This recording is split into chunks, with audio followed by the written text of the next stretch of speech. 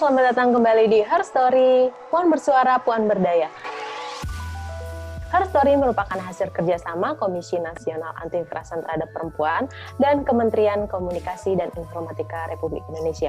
Bersama saya Siti selama kurang lebih 30 menit ke depan, dan dua narasumber lainnya akan bincang tentang pemulihan korban kekerasan. Nah, langsung saja saya ingin memperkenalkan dua narasumber kita. Yang pertama, beliau telah bekerja selama kurang lebih 20 tahun untuk isu keadilan gender dan hak perempuan. Beliau saat ini juga menjabat sebagai Ketua Subkomisi Pengembangan Sistem dan Pemulihan di Komnas Perempuan. Langsung saja kita sapa, ada Kak Teresia Iswarini. Selamat datang Kak Teresia Iswarini. Ya, selamat siang. Salam Nusantara. Salam Nusantara, Kak. Narasumber kita yang kedua, beliau adalah seorang psikolog klinis yang banyak berpraktik untuk edukasi publik, pemulihan trauma, dan penanganan kasus kekerasan terhadap perempuan dan anak. Langsung saja, ada Kak Gisela Tani Pratiwi. Hai Kak Gisela. Halo. Terima kasih telah bergabung di Her Story ya, Kak Gisela. Sama-sama. Baik, kawan Puan, seperti yang saya katakan tadi, bahwa hari ini kita akan membincang tentang pemulihan korban kekerasan. Nah, menurut catatan tahunan Komnas Perempuan, tercatat untuk tahun 2019 terdapat 400.031 kasus kekerasan terhadap perempuan.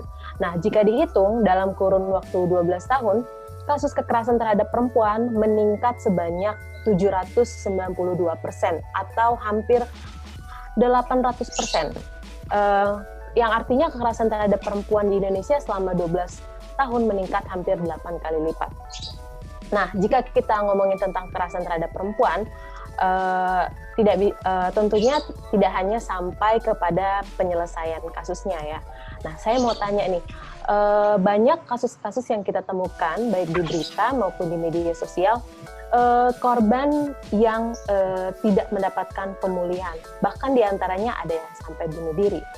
Nah, saya mau tanyakan langsung ke Kak Gisela, sebenarnya bagaimana sih konsep pemulihan untuk korban kekerasan seksual?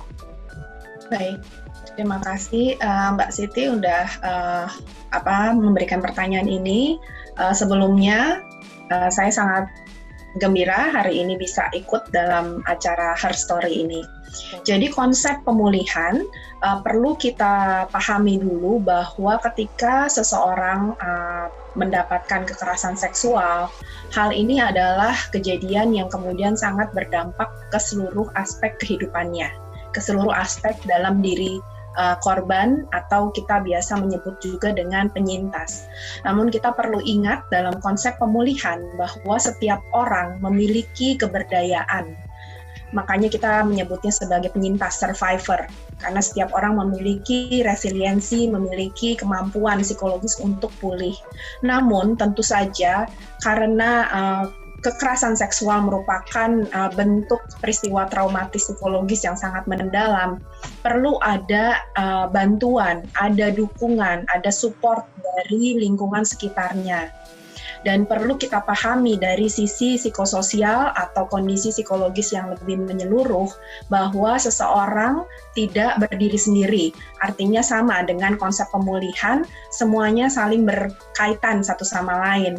Kalau kita tilik dari sebuah teori bioecological dari Bronfman Brenner, itu dilihat bahwa individu memiliki aspek-aspek yang cukup kompleks di dalam dirinya, yang mana itu sangat berkaitan dengan lingkungan sekitarnya, baik yang langsung berkaitan dengan dia berinteraksi, maupun yang layernya sudah tidak langsung berinteraksi, misalnya seperti negara, begitu ya. Nanti kita akan bahas seperti itu juga, seperti apa sih dampaknya, begitu. Tapi intinya, ketika membicarakan konsep pemulihan, semua aspek, semua pihak, dan juga dukungan harus dilihat secara menyeluruh, begitu Mbak Siti. Baik, sebenarnya penting sekali ya untuk konsep pemulihan ini, terutama dalam upaya memulihkan kondisi psikis korban. Nah, saya mau tanya kepada Kak Rini, sebenarnya ada nggak sih peraturan atau undang-undang yang membicarakan tentang pemulihan gitu, terutama undang-undang saat ini? Ya, kalau kita melihat pada undang-undang, kita coba lihat Undang-Undang Nomor 23 Tahun 2004 itu tentang penghapusan kekerasan dalam rumah tangga. Di dalam bab 7 diatur tentang pemulihan. Bab 7 itu judulnya pemulihan korban. Jadi ada pasal 39 sampai dengan pasal 43.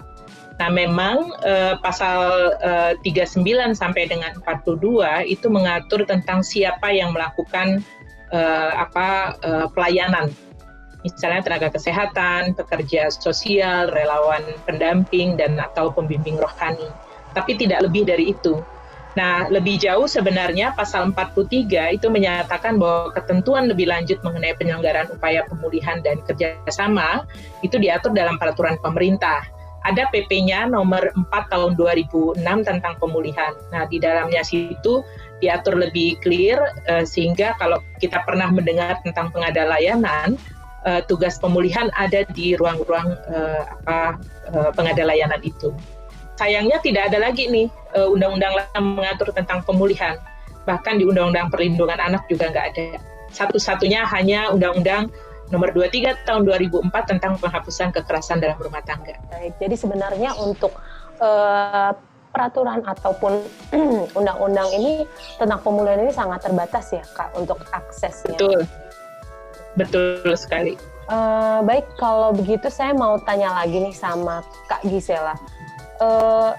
Kan tadi kan undang-undangnya terbatas ya, hanya ada di undang-undang PKDRT. Kemudian gimana sih kalau misalkan korban ini, terutama perempuan korban kekerasan seksual, nggak mendapatkan pemulihan? Ya, jadi karena tadi saya sudah menyebut juga ya bahwa kekerasan seksual adalah salah satu kejadian peristiwa traumatis secara psikologis yang sangat mendalam, yang cukup bisa dikatakan dampaknya kalau kita bilang sangat parah mungkin ya, sangat negatif begitu ya kepada individu yang mengalaminya.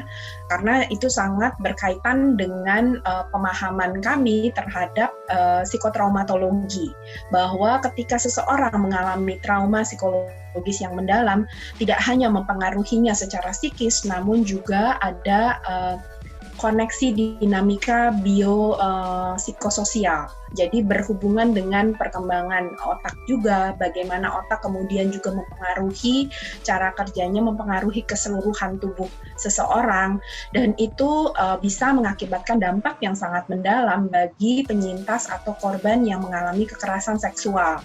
Dan tentu saja dampaknya sangat beragam dari satu orang dengan orang lainnya, dan kita perlu memahami juga dampaknya bisa jangka pendek maupun jangka panjang, bahkan sampai seumur hidupnya harus kemudian mengalami dampak-dampak yang sangat tidak nyaman, sangat kemudian membuatnya terpuruk.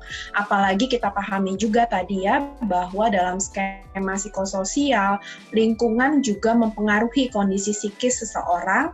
Misalnya saja masih banyak stigma-stigma atau masih banyak cap-cap negatif yang semakin membuat kondisi seseorang terpuruk. Dan mungkin tadi di awal Mbak Siti menyampaikan pada pengantar, banyak yang kemudian bahkan sampai bunuh diri atau percobaan bunuh diri dan dalam gradasi itu. Dan betul sekali bahwa itu adalah salah satu gejala atau simptom yang sangat mendalam bahwa seseorang mengalami gangguan dalam kesehatan jiwanya ketika dia mengalami peristiwa traumatis yang mendalam seperti kekerasan seksual. Dan mungkin sekali mengalami gangguan-gangguan kejiwaan yang lainnya. Misalnya banyak sekali ditemukan yang mengalami depresi, kemudian yang mengalami gangguan-gangguan kepribadian yang lain, yang tentu saja penanganannya, pemulihannya akan sangat kompleks dan membutuhkan proses yang cukup panjang.